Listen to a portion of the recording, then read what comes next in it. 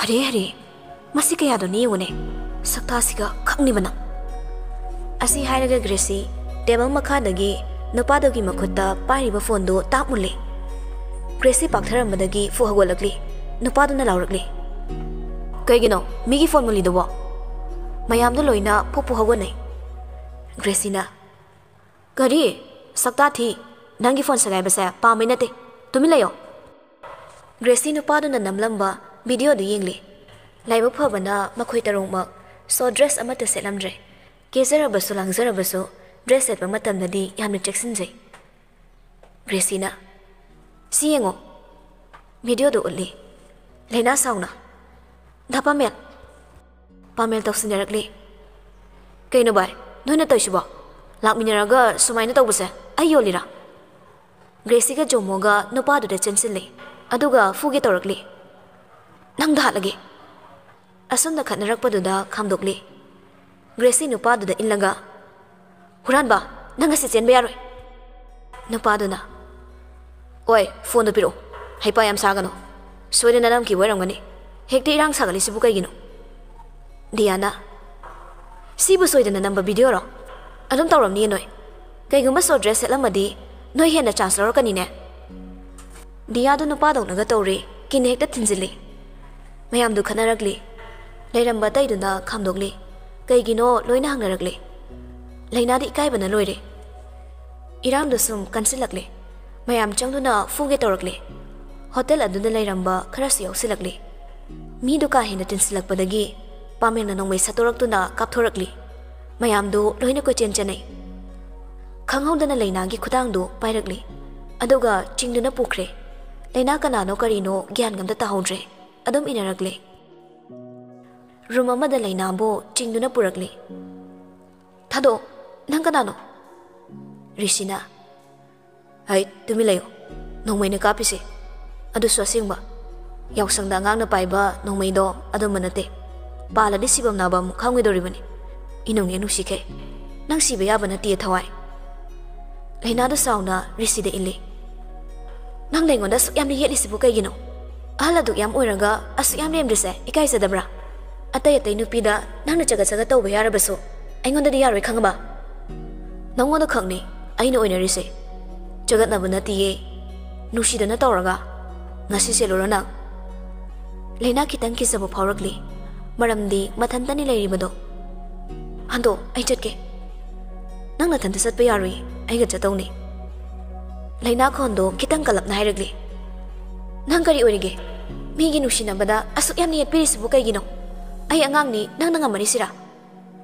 ऋषिसु सावरगली हाय इसौलांगनो आइसे नंगी नुपा ओइदैबा खंगबा नंगने नुसिमनबगी केमता तौबिद्रबनी नुपी अतोपको ओइरमदी हुमसिलकदबनी नंग लेना ऋषिदा अमुकसु इल्लगा हाइरगली फुफो फुरसे नंग याम कलदी फुरोबा अहिने केमता तौरoi खनब्रो नंगना फुरगा ऋषि ममितो अमुक्तंग उसिली अदुगा सोरमा सांगनो दोरकलगा हाइरगली हाय मीमसा इनेम नेमगै खुचाउसिना सुदरअदि नंग अमु हेना पिसनी नंग हंदो ऋषिबु इंथोलगा गामगम थोखरे ऋषिना तानादुना अमु फाइ अमु हानागी मफमदुदा फजनदुना थमले सोमदना नोंमैदु कापलमलगा पामेलदी लेनागा हना यिंगमद्रे अदुम चेनख्रे लुकासु ग्रेसीगी मनाक्ता लेरमले करमना लेरमिनो हाइबसु खंगौद्रे मखोय मथोंग मरमगा अमता खंगनद्रे मागी थोकपनी लोनरिबदो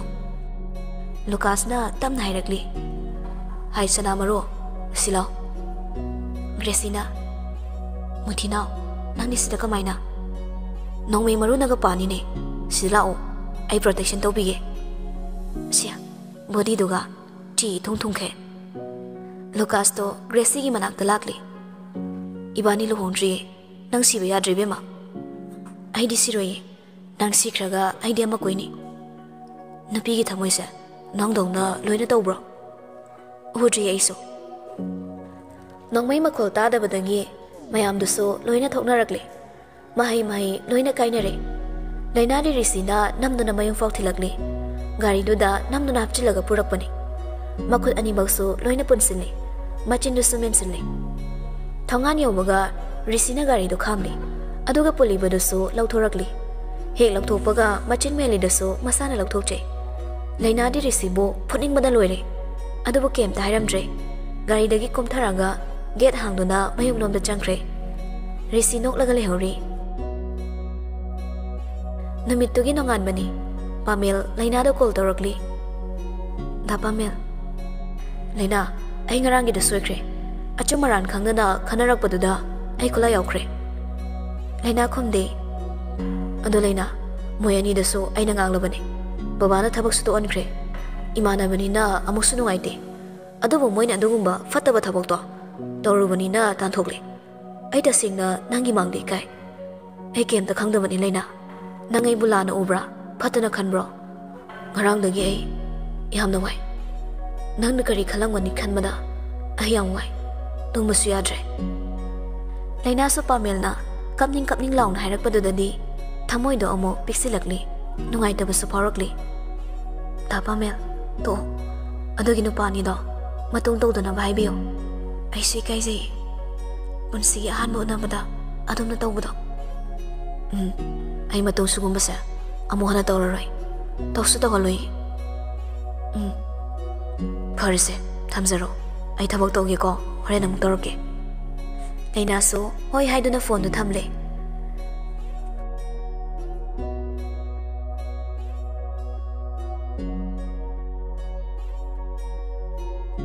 Matam khara saujinkre. Class 12 ki exam so result out oire. Loina pass tawrakle.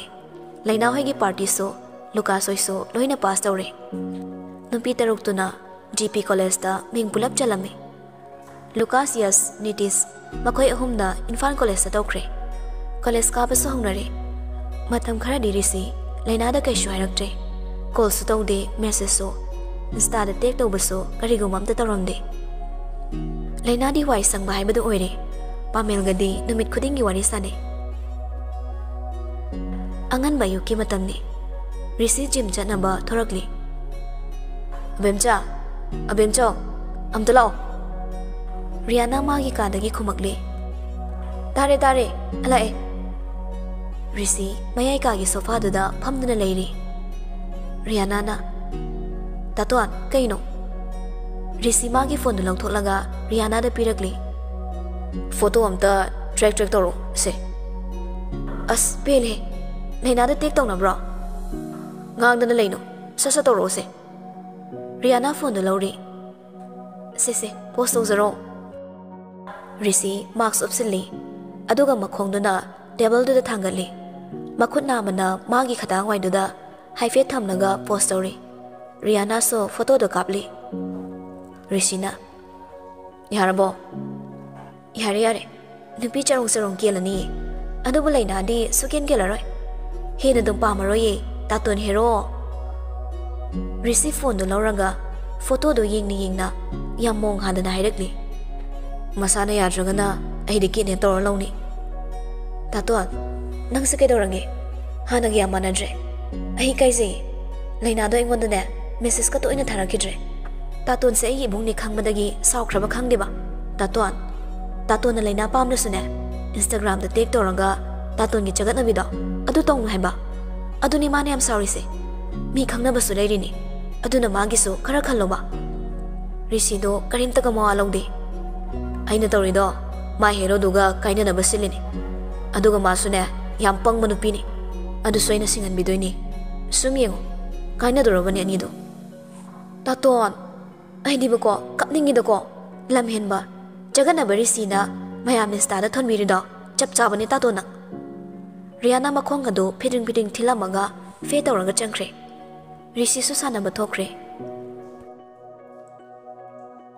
College suti matamni Laina ga makhoi manga thorakli Yasna ga Pamel ga noktana laptak na wari sari bado Rihanna na urakli Rihanna na Laina da Pamel na trosibo Laina na yeng thorakpadadi gari da kakhat ki bana hankre Yasna di hori masu gari da kakhatu na chatkre Laina na asiro oiramohe da Pamel di hausita singmairong da layana message tharame Oh mana boiramani idea malure Rihanna Pamel ni haibadi direct khangawi adubu maha kaishu hairudre Hairuranga Lainana Munglana Kankini Kanbana Mayamdusu Magi Mayumda Nakre Lainasu Hankre Minister gi macha masuni haibagi namada fatraba karba tawduna Kelem basel tali Kelem bagi mapa Govinsu mahigni mayamba special contractor akaso huranba makokni sinmi kaya thabak wana sohalaga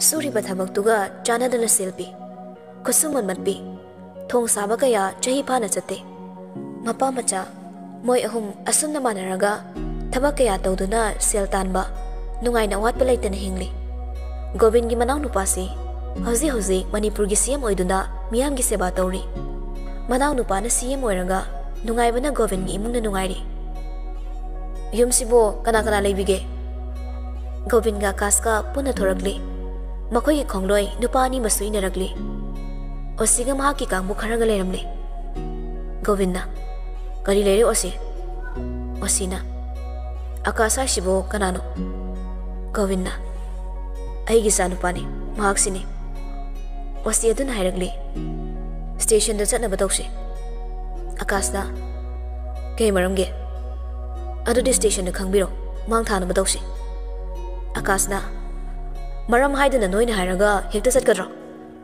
Osiduna Oi asipuro Govinna hai wasi ngaiko khonkan gano mi masak hana khangkhone si mase aigi sa aduga aina CM gi hek mayamba khangaba chingda manba transfer saningra osidu saurakli aina tawjari base duty ni nang masa khangdu bagi mathau tadi aduga nang na taklasu aina taga dawbu leitreko nang si yauna sa sebra Akasna kana gi order da nang nei bu fadoriba thabak tat ke hebro thutlaw ba tolo khara fangidu lepkero na thibong du sara hining bro yam thuna satkro osidu sauna Akasna khopang na tharakli aina lai base SB order nani minai noina minister gini adunia dani haraga aina ki do man bro hui singside chalo asi haraga gari da namsin duna pukre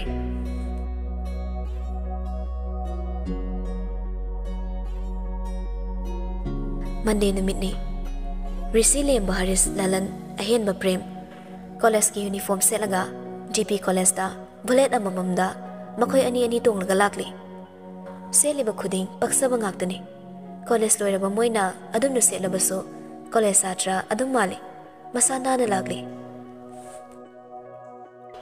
college suti thaba matamni taruktuna lainawai thorok pangai ribado ngaisari ba mahak tudi tholakte wabagi maithong dusu imang maksili adubo saktam du hek obada risi matonda mamonok seragli mama sa phawa khangjade Harisna lai Machan office yorini adubo kemi kai baga khangre natro pamade Rishina ai dike do wi kai diba ichan opi gati nei haina bo thawai oi doriba mase ichan ni khalo hairo adudi aine sunga menga maroi lemana adune mabung gati nei haiduna so masan opi do ichan ne na khan ba soi nga moi nushire lalanna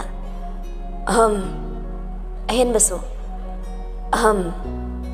Premna chance kulose ibunga nang ivai ko gadam silo Rishina haudoni na karama naron dala inu khangdiba khangamadi naurikan da furam dongni matam hengi bagi ai kem haibidrabani tinaba talabani ai de hainaraktrebo lembana sia ai bo haudong gaina nangna oriduna kare ai di to minna koisabani nang di masana suya traba ngang sida dhap tawtana ki halima Rishina Yare langano Rihanna hoide Rishi leiribado masak mone yengsiludabagi khangamde college satra oiriboi ningi Reina so adu mangai chumring chumna lakli Rishi hoine leiriba mafam du lantholaga makhoi taruk mong chatkre hana tunaga yengba sanati amana amok ngangdana chatki Lainana Rihanna gi khudang du kollaga khwai maning da chali diaga chomoga ma dayaga Gracie ga ma chali Rishi ga Haris kaso inaragli Rishi ne isai saglagli Nungsi bimai thongni Khonjala du tabada Laina ga Rihanna ga onthok tu ni ngakli Rishi leirambadu da Laina do khangpre khangi mamai do amo fatlesi lagli aduga chatlamba khongthang do hena kanna thang du na chatli Rishi su hande adum tane isai du so makha tarakli ꯑꯩꯒꯤ ꯊꯃꯣꯏꯕꯨ ꯍꯨꯈꯤꯕ ꯅꯪꯅꯤ ꯃꯔꯣꯛ ꯊꯣꯛꯂꯝꯗ꯭ꯔꯕ ꯊꯃꯣꯏꯁꯤꯁꯨ ꯂꯦꯝꯕ ꯍꯔꯤꯁ ꯂꯂꯟ ꯑꯍꯦꯟꯕ ꯄ꯭ꯔꯦꯝꯁꯤ ꯌꯥꯎꯁꯤꯜꯂꯛꯂꯤ ꯔꯤꯁꯤꯗꯣ ꯂꯩꯅꯥꯒꯤ ꯃꯅꯥꯛꯇ ꯄ꯭ꯔꯞ ꯄ꯭ꯔꯞ ꯆꯪꯁꯤꯜꯂꯒ ꯃꯥꯒꯤ ꯅꯥꯀꯟꯗ ꯆꯠꯂꯤ ꯔꯤꯁꯤꯅ ꯂ ꯂ ꯂ ꯂ ꯂ ꯂ ꯂ ꯕꯦꯝ ꯋꯥꯕ꯭ꯔꯣ ꯔꯤꯌꯥꯅꯥꯅ ꯇꯥꯇꯣꯟ ꯀꯩꯅꯣ ꯇꯥꯇꯣꯟꯅ ꯇꯧꯔꯤꯁꯤꯕꯣ ꯔꯤꯌꯥꯅꯥꯗꯤ ꯂꯦꯝꯕ ꯌꯥꯎꯏ ꯍꯥꯏꯕ ꯃꯥ ꯈꯪꯗꯦ ꯂꯦꯝꯕ ꯄꯤꯁꯨꯃꯅꯤꯗꯣ ꯁꯨꯛꯆꯤꯟꯅꯩ ꯑꯗꯨꯒ ꯌꯥꯝ ꯁꯥꯎꯅ ꯀꯩꯝꯇ ꯍꯥꯏꯗꯕꯤ ꯑꯗꯨꯝ ꯆꯠꯂꯤ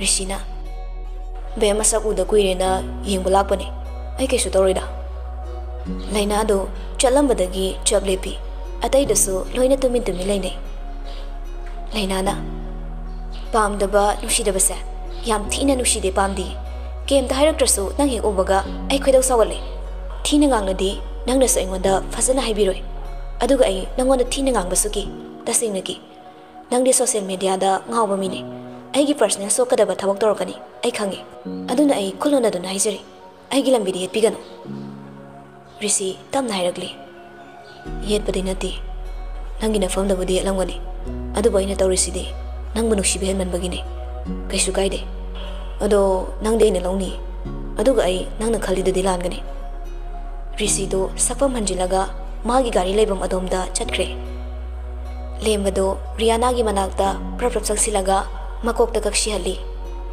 ꯁꯔꯥꯡꯅꯕꯤ ꯔꯤꯌꯥꯅꯥꯗꯣ ꯀꯅꯥꯅꯣ ꯀꯔꯤꯅꯣ ꯍꯟꯅ ꯌꯦꯡꯗꯈꯩ ꯔꯤꯁꯤꯅ ꯇꯧꯔꯤꯕꯗꯨꯒꯤ ꯈꯔ ꯁꯥꯎꯅꯤꯡꯅ ꯂꯩꯕꯒ ꯃꯉꯣꯟꯗ ꯐꯨꯔꯛꯄꯒ ꯍꯦꯟꯅ ꯁꯥꯎꯒꯠꯇꯨꯅ ꯃꯁꯛ ꯁꯨꯛꯌꯦꯡ ꯌꯦꯡꯗꯅ ꯆꯣꯡꯁꯤꯜꯂꯒ ꯃꯁꯝ ꯐꯣꯏꯈ꯭ꯔꯦ ꯂꯦꯝꯕꯅ ꯑꯌꯣ ꯁꯤꯔꯦ ꯍꯤꯡꯆꯥꯕꯤ ꯑꯩꯅꯤꯅꯦ ꯀꯔꯤꯅꯣ ꯃꯁꯤꯕꯣ ꯂꯩꯅꯥꯅ ꯔꯤꯌꯥꯅꯥꯕꯨ ꯆꯤꯡꯊꯣꯛꯂꯤ ꯂꯦꯝꯕꯅ ꯍꯔꯤꯁꯄꯨ ꯆꯤꯡꯊꯣꯛꯂꯤ ꯔꯤꯌꯥꯅꯥꯅ ꯂꯦꯝꯕ ꯑꯣꯏꯔꯝꯕꯗꯨꯗ ꯉꯛꯅ ꯌꯦꯡꯂꯒ ꯍꯥꯏꯔꯛꯂꯤ ꯑꯦ ꯀꯥꯝꯆꯥ ꯂꯦꯝꯕꯅ ꯅꯄꯥꯅꯤ ꯅꯪ ꯂꯩꯅꯥ ꯒ꯭ꯔꯦꯁꯤ ꯖꯣꯃꯣ ꯗꯤꯌꯥ ꯗꯌꯥ ꯃꯃꯤꯠꯇꯨ ꯂꯥꯎꯊꯣꯛꯂꯒ ꯑꯅꯤꯗꯨꯗ ꯌꯦꯡꯗꯨꯅ ꯂꯩ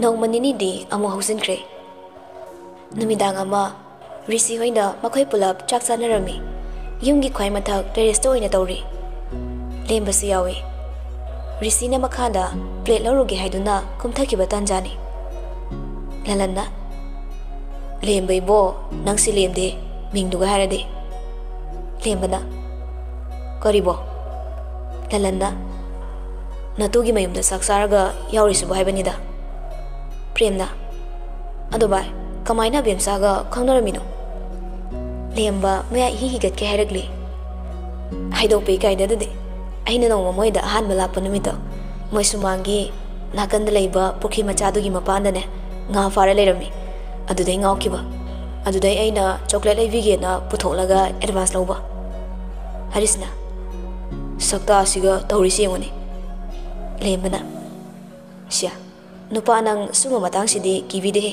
ꯑꯍꯥꯟꯕꯗꯕꯨ ꯔꯦꯁꯄꯦꯛ ꯇꯧꯕꯤꯕꯩ ꯋꯥꯅꯤ ꯂꯂꯟꯅ ꯌꯥꯔꯦꯗ ꯌꯥꯔꯦꯗ ꯅꯣꯏ ꯑꯅꯤꯒꯤ ꯋꯥꯔꯤꯗꯣ ꯄꯛꯄ ꯈꯔ ꯋꯥꯠꯂꯦ ꯑꯍꯦꯟꯕꯅ ꯃꯤꯠ ꯅꯥꯀꯣꯡꯗ ꯑꯋꯥꯕ ꯄꯤꯔꯅꯨ ꯑꯝꯇ ꯇꯨꯃꯤꯟ ꯇꯨꯃꯤꯟ ꯂꯩꯅꯁꯤ ꯏꯟꯁꯥꯡ ꯃꯅꯝꯁꯦ ꯁꯨꯠ ꯁꯨꯠ ꯅꯝꯃꯒ ꯑꯗꯨꯝ ꯂꯩꯖꯒꯦ ꯑꯩ ꯅꯣꯏ ꯋꯥꯔꯤꯗꯣ ꯇꯥꯅꯤꯡꯗꯦ ꯄ꯭ꯔꯦꯝꯅ ꯌꯥꯏꯅꯦ ꯅꯪꯁꯨ ꯑꯉꯥꯡ ꯊꯦꯝꯕ ꯐꯥꯎꯗꯤ ꯍꯩꯔꯦꯕ ꯑꯩꯁꯨ ꯑꯉꯥꯡ ꯑꯃ ꯌꯦꯡꯍꯧꯕꯅ ꯐꯗꯧ ꯃꯥꯜꯂꯦ ꯅꯨꯄꯤ ꯊꯤ ꯈꯪꯗꯗꯅ ꯇꯣꯛꯑꯅꯤꯕ ꯂꯦꯝꯕꯅ ꯑꯔꯤꯕꯅ ꯑꯉꯥꯡ ꯄꯥꯝꯕꯁꯤ ꯄꯥꯝꯃꯤꯗꯀꯣ ꯂꯂꯟꯅ ꯄ꯭ꯔꯦꯝ ꯅꯪꯒꯤ ꯋꯥꯔꯤꯗꯣ ꯑꯩ ꯀꯣꯝ ꯂꯥꯛꯑꯦꯕꯣ ꯄ꯭ꯔꯦꯝꯅ ꯀꯩꯕꯣ ꯂꯂꯟꯅ ꯑꯕꯦꯝꯆꯥ ꯍꯣꯏ ꯀꯥꯡꯕꯨꯗꯣ 6ꯅꯤ 2 ꯑꯃꯗꯤ ꯁꯤꯠ ꯍꯥꯡꯗ꯭ꯔꯦ ꯍꯥꯏꯕꯅꯤ ꯑꯇꯩ 4ꯗꯣ ꯑꯩꯈꯣꯏ 4ꯒꯤ ꯑꯃꯃꯝ ꯂꯧꯔꯁꯤꯗꯅ ꯍꯔꯤꯁꯅ ꯑꯃꯃꯝ ꯂꯧꯗꯣꯏꯕ ꯗꯨꯀꯥꯟꯗ ꯌꯣꯟꯕ ꯄꯣꯠꯇꯧꯅ ꯍꯦꯛꯇ ꯂꯩꯕ ꯌꯥꯕ꯭ꯔꯣ ꯀꯩ ꯋꯥꯇꯥꯅꯣ ꯁꯤꯕꯣ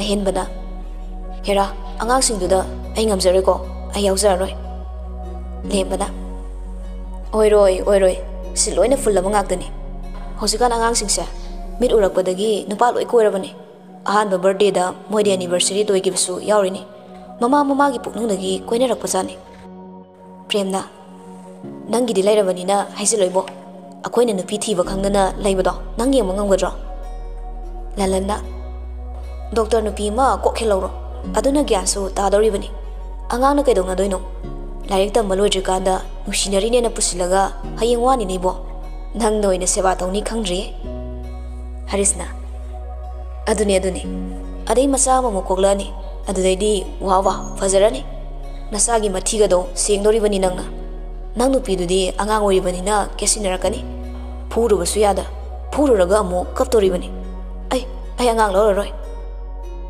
lembado dikhatana nokhorakli lembana Rishi-bani na angang koi basida saksaba mali noi marigido saksau akoi gi sidi adum angang do nate ko mi gyan ga sutta taraba angang ni ahen bana thagatliba phai Rishi su karakle insang do sumulakle thakpa khara tokse haiduna mayam do ikoi na famduna phasana thakthai lembana reaction sidi khara laebo ahen bana yam tawru nei bo nangdi kai se ko Rishi ngasidi wagam tangang de Harisna Bairisi thawai nungai trabo kaisu khalunu se nushina balai bagi khara sawrini sum haijan baduda lembana kinep tawbo gai dudi yam laida adui mi macha dubo school bag ama puraga adum hapchila purak payani Rishi do haife nolakli bai